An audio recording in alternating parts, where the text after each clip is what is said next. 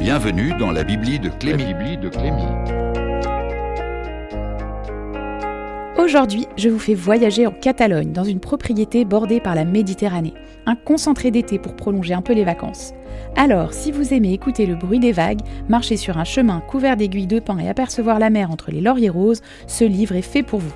Et ce roman, c'est Un jardin sur la mer de l'autrice espagnole Mercé Rodoreda. Bonjour à tous et bienvenue dans la Bibli de Clémy, le podcast qui pourrait bien transformer votre palle en bibliothèque. La Bibli de Clémy. Ce petit roman est parfait pour terminer l'été et se sentir encore un peu en vacances. C'est un texte écrit par l'autrice catalane Mercé Rodoreda en 1967, mais il n'a été publié que cette année en France par la maison d'édition Zulma. Cette autrice est peu connue en France, mais c'est une importante écrivaine catalane, très reconnue en Espagne. Gabriel García Márquez l'admirait d'ailleurs beaucoup.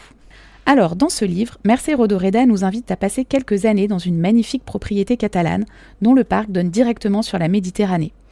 C'est le jardinier de cette maison qui en est le narrateur. Il vit dans une maisonnette nichée dans cet écrin de nature, avec en arrière-plan la mer. Il nous parle de la vie dans cette grande demeure et se remémore les souvenirs qui l'ont marqué.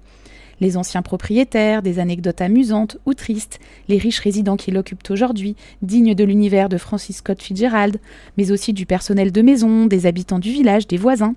Tous ces personnages interagissent entre eux. Ils se croisent dans des fêtes grandioses, au cours de baignades ou de promenades à cheval, dans des histoires d'amour, d'amitié ou de tristesse. Et notre vieux jardinier observe le balai de cette société oisive comme il observe les fleurs de son jardin. Discret et sage, il devient même le confident de certains.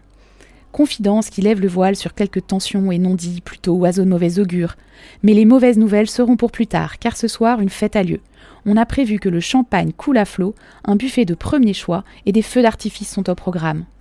Beaucoup de finesse et de douceur se dégagent de ce joli texte, qui permet de rester encore un peu plongé dans la torpeur de l'été et de s'approcher tout doucement de l'automne.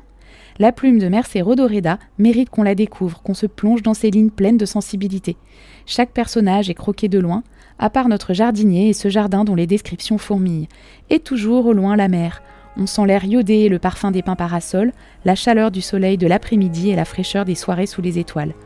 Un plaisir envoûtant qui vous proposera, j'en suis sûre, un dernier voyage avant les premiers frimas. Ce roman de Mercé Rodoreda est traduit du catalan par Edmond Rayard et publié par les éditions Zulma.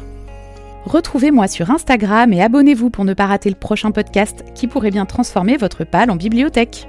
À la réalisation, Jade Palardi. Un habillage de Cédric Dumaine et avec la voix de Jacques Gouin. La Bibli de Clémy.